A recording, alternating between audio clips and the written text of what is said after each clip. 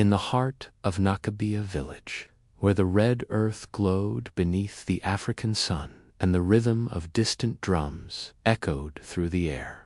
Lived Okoro, a humble farmer whose heart was pure and whose hands were hardened by years of labor. Every morning he rose before dawn, humming old ancestral songs as he walked barefoot to his yam fields, while his wife, Adana, waved from their compound with a smile that shone like sunlight on water. Yet behind that smile lay a secret darker than the night itself. To the villagers, they were a blessed couple, the image of love and harmony. But within Adana's heart burned a quiet fire of envy. She dreamed of a life filled with gold, fine wrappers, and servants. A life far removed from Okoro's simple world of sweat and soil. One hot afternoon, as the market buzzed with traders and the scent of roasted maize hung in the air, Adana's path crossed with that of Chief Ez, a wealthy and cunning man known for his charm and deceit. His voice was smooth as palm wine when he said, "A woman like you should not toil under the sun. You were made for silk and gold," and those words took root in her heart like poison. From that day forward, Adana began meeting Ez behind the mango grove, where shadows concealed their whispered promises and the glimmer of gold coins passed between their hands. When Okoro asked why the household earnings had dwindled, she lied easily, saying, "The market has been slow." My husband, Okoro, blind in love, trusted her without question, never suspecting that betrayal had already found a home beneath his roof. But Naji, Okoro's closest friend and a sharp-eyed hunter, saw the change. One evening, over palm wine, he warned gently, "Brother, your wife returns late too often. The market closes long before the moon rises." Okoro laughed softly, brushing it aside, saying, "My Adana is loyal. I trust her more than the sun to rise." Yet those words soon returned to haunt him. Days later, Okoro crafted a beautiful necklace of cowrie shells as a gift for his wife, carving it with love and patience, and decided to surprise her at the market. The day was golden, the air thick with the sound of drums and the laughter of traders. When he reached her stall, it was empty.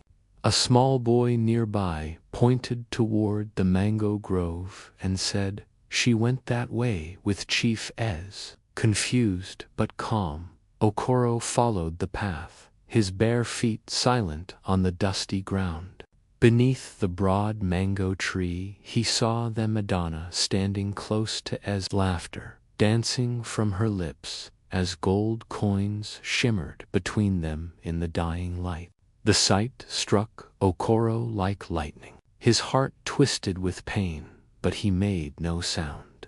He turned away quietly, each step heavier than the last, the cowrie necklace clutched tightly in his hand. When he reached home that evening, the compound felt lifeless, the wind still, the fire cold. He sat by the flames, staring into nothing, while the drums of Nakabia thumped faintly like a heartbeat fading in the distance. Later that night, when Adana returned with her usual smile, pretending all was well, Okoro greeted her gently. "You came late, my wife," he said. "The market was full," she lied, her voice trembling slightly. Okoro only nodded, his eyes calm but unreadable, his silence now heavier than words. When the moon rose high above the trees, he whispered softly to himself, "If truth hides in silence, then silence shall be my weapon." The wind carried his vow into the night, and though no one heard it, the gods surely did, because, from that moment, The peaceful days of Nakabia village were numbered, and Adana's secret would soon unravel like old cloth before the fire. The moon over Nakabia village rose bright and watchful, casting silver light over the red earth. Okoro had become a man of silence, his heart carved by betrayal, yet guided by the wisdom of the gods. Since the night he saw Adana with Chief S beneath the mango grove, he had spoken little, his calm masking 1,000 storms. Each morning he still went to his fields, greeting the dawn as if nothing had changed, but the peace in his soul had long departed. The villagers sensed it too. They said Okoro's eyes had changed, that they no longer carried the warmth of kindness but the stillness of judgment. Adana, still blind to her husband's discovery, continued her deceit with confidence. She met Chief S often in the Amadi market, whispering of their future life together, a life built on betrayal. Chief S had promised her a fine house, servants, and a life without toil. All she had to do, he said, was to help fate by removing her husband quietly. At first, she resisted, but greed had already conquered her soul. So she began adding a strange white powder to Okoro's meals, given to her by Es, who claimed it would only make him weak enough to die slowly and naturally. Yet the gods watched, and fate prepared its own revenge. Okoro, guided by the old priest's warning, avoided her food, claiming his stomach ached from the heat. He ate only roasted yams from his field, or shared meals with Naji, his trusted friend. Every night he prayed before the small shrine in his hut, asking the ancestors for patience and clarity. When the full moon returned, he remembered the priest's words and poured the sacred oil across his doorway. The night wind fell silent. Even the crickets stopped singing. The oil shimmered faintly, as if alive, and a cold breeze passed through the compound, brushing against Adana's skin while she slept. She woke, trembling, feeling unseen eyes upon her. In her dreams that night, she saw a river of blood flowing through their home, and a voice whispered, "Truth walks in silence." By dawn, she was pale and shaken, her spirit uneasy. At the market that morning, she sought Chief Ez, telling him of her nightmare, but he only laughed. "The gods cannot see what we do in shadows," he said arrogantly, pressing more gold into her hand. Yet the shadows were already moving against them. A young boy named Obi, who often helped Adana carry her yams, had seen her mixing the powder into Okoro's stew. Curious and frightened, he whispered what he saw to Naji, who listened carefully, then went to Okoro. "Brother," he said gravely, "the trap has been set, but the hunter is awake." Okoro nodded, his face calm as stone.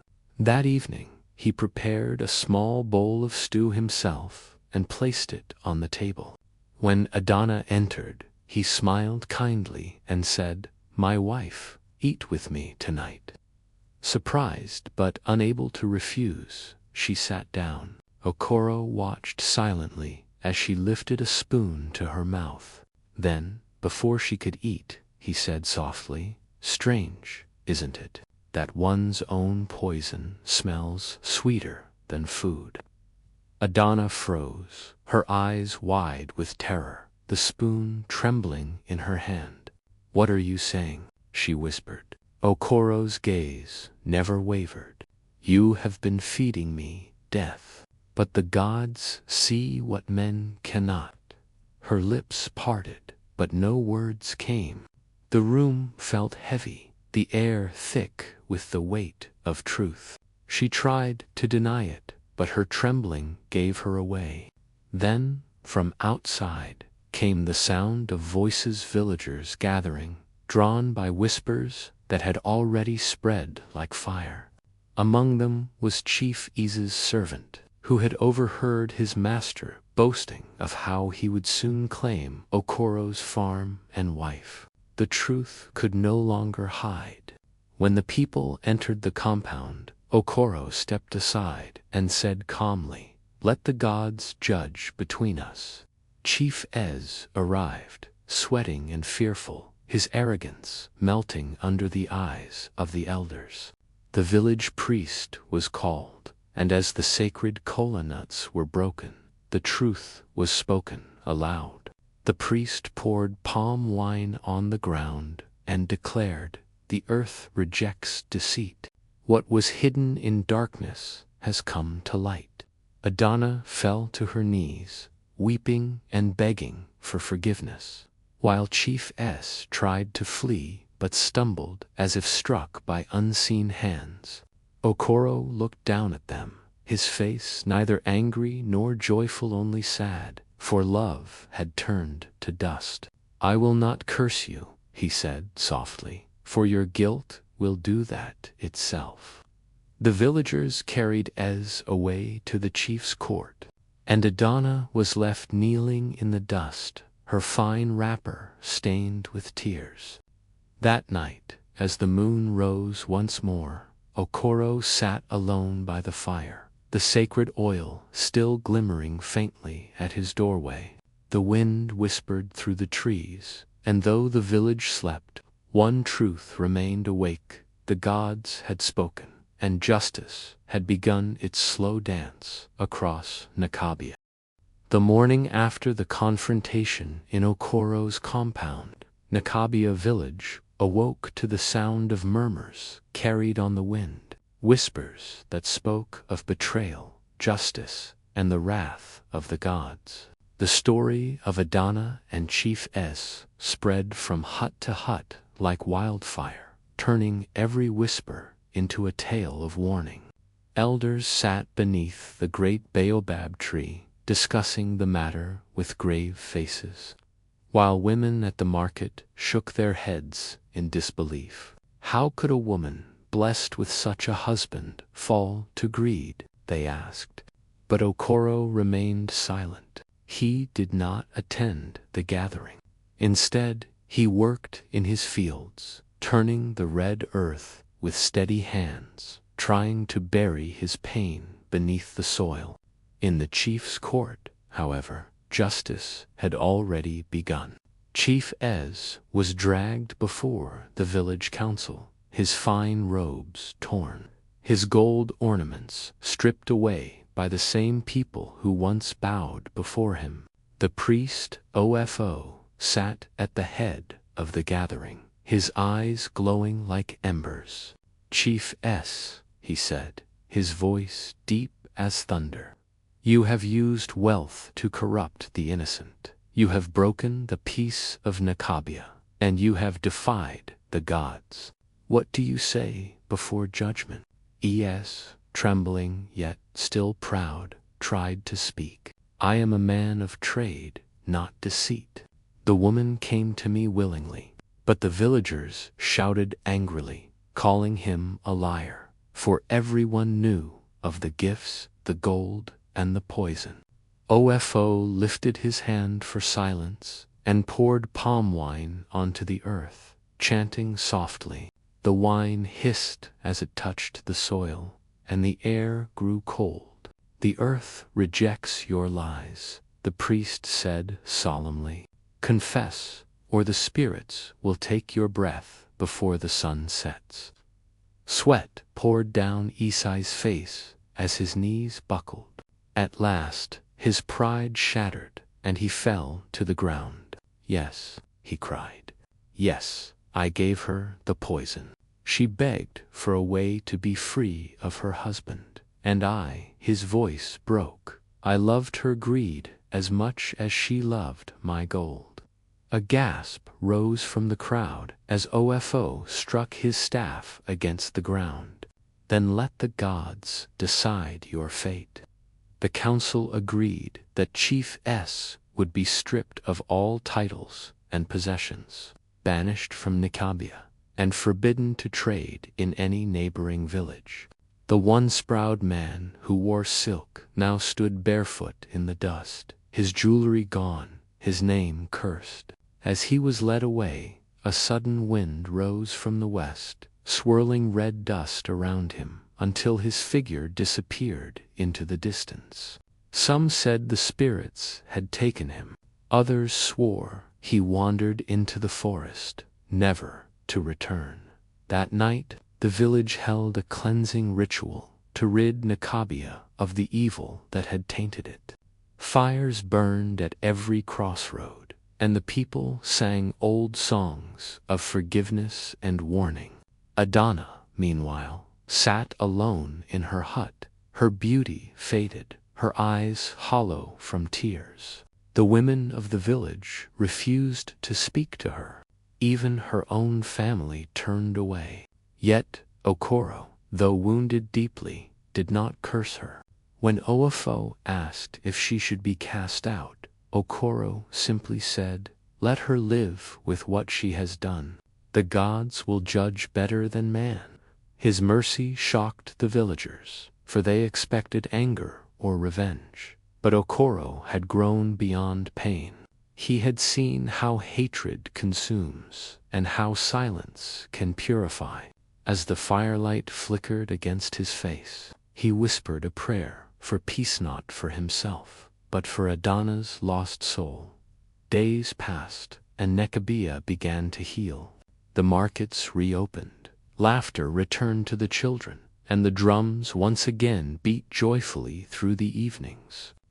Yet the story of Adana and Chief S became a warning told at every fire. Mothers taught their daughters, greed blinds the heart faster than darkness blinds the eyes. Fathers reminded their sons, a man's silence is not weakness. Sometimes it is the weapon of the wise. And Okoro, though he lived quietly, became a living legend, a man who had faced betrayal and walked through fire without letting it burn his soul. When the rains finally came, washing the dust from the earth, Okoro stood in his field and lifted his face to the sky. The thunder rolled softly, like the voice of his ancestors saying, "It is done." The gods had seen, the gods had judged, and the gods had restored balance to Nicosia. The days after Chief Ez's banishment passed like slow-moving shadows, and though the village of Nicosia appeared peaceful once more, the air around Okoro's compound carried a strange stillness. It was the silence of a man who had lost everything but his breath. Adana lived in that silence, too, haunted by the weight of her deeds. She could not eat without feeling the taste of poison on her tongue, nor sleep without hearing the echo of Okoro's voice the night he discovered her betrayal. The once proud woman, who wore beads of coral and gold around her neck, now tied her head with plain cloth and avoided the eyes of others. The women in the market whispered when she passed, the children laughed behind her, and even the birds seemed to stop singing near her hut. But Okoro, though he saw her suffering, remained as calm as a still river. He worked from dawn until the stars appeared, harvesting yams, fixing roofs, and helping the elders, never speaking a word of anger. Yet, deep within him, a storm brewed an ache, not of hate, but of love betrayed. At night, he would sit by the dim light of his lantern, staring at the carved wooden figures on his shelf, remembering the days when laughter filled his home. His heart longed to forgive, but his spirit was trapped between mercy and pain. One evening, as he rested under the great baobab tree, the village priest, Ofo, approached him quietly. "Okoro," he said in a low voice, "the gods have seen your patience, but silence, too, has its price. A heart that locks away pain begins to rot from within. Speak, or you will carry a curse that no man can wash away. Okoro looked up at the fading sunset, his eyes heavy. If my words could undo what has been done, he replied, I would shout until the mountains tremble. But what good is speech when the one who must hear it already knows the truth? OFO nodded solemnly. Then pray that your silence does not become your doom. That night, Okoro dreamt of the forest spirits. They came in the form of fireflies, surrounding him with light and whispering in a language older than the earth. From their glow emerged the shape of an old woman draped in white, her eyes deep and endless. Son of the soil, she said, you carry the curse of the silent heart. Until you forgive, truly and aloud, the earth will not bless your hands again. When Okoro awoke, his palms were covered in dust, and the smell of smoke lingered in his hut. He dismissed it as a dream, but when he went to his field the next morning, he saw his crops had withered overnight. The yam vines were brown, the maize stalks drooped, and the earth had cracked dry beneath his feet, though rain had fallen days before. The villagers came to see and murmured among themselves.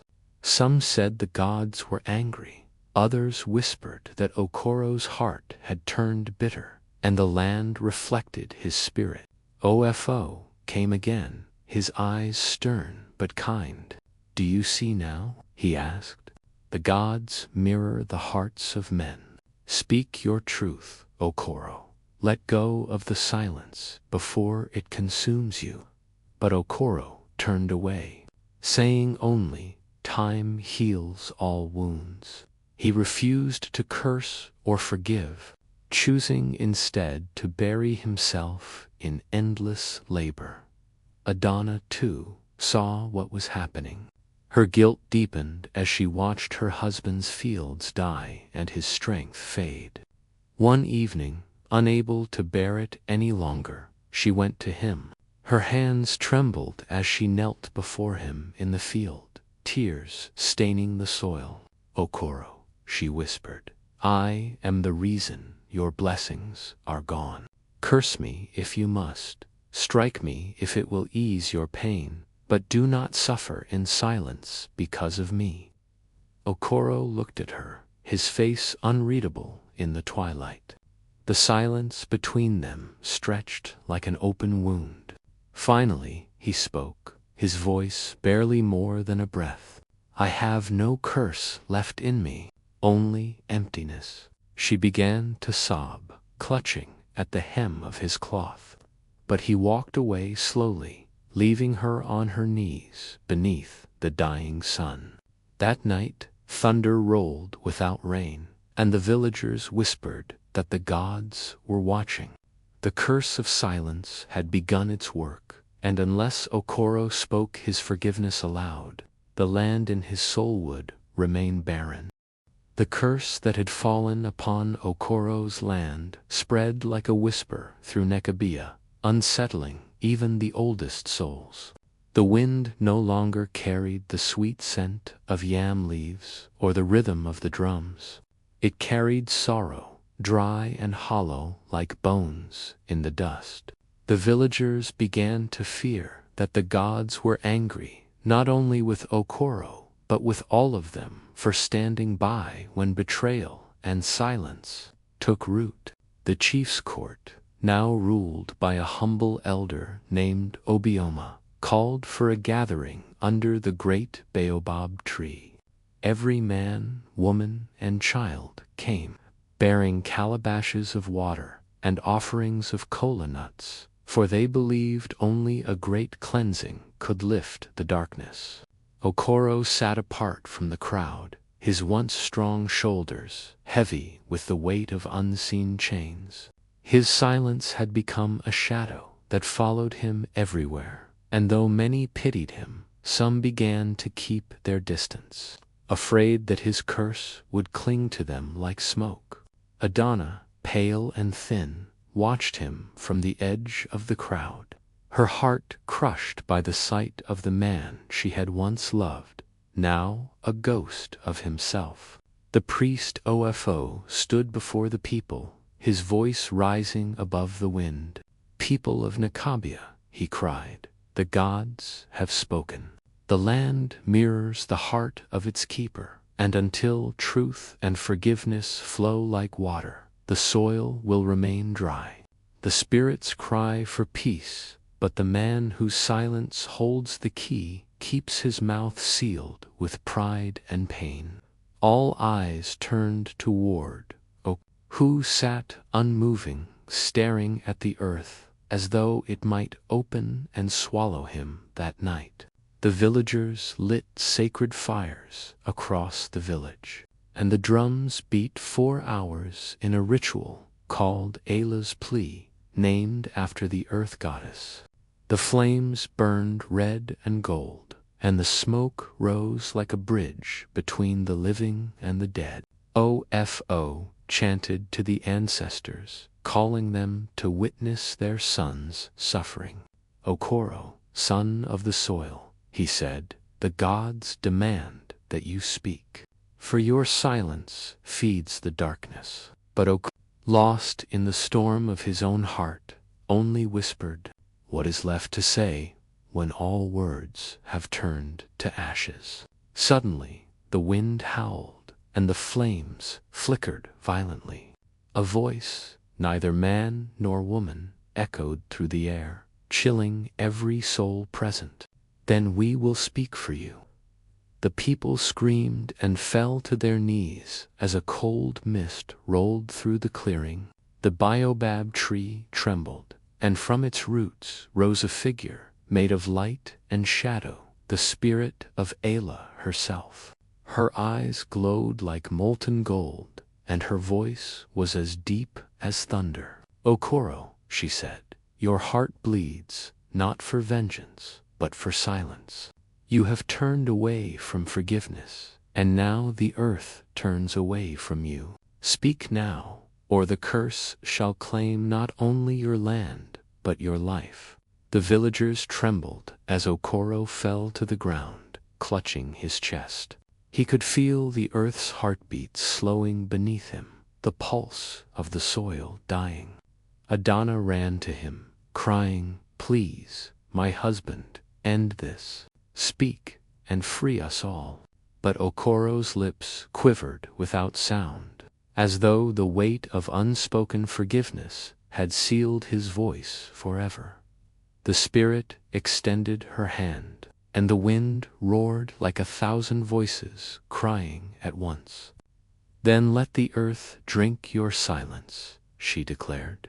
Lightning split the sky, striking the baobab tree, sending sparks across the clearing.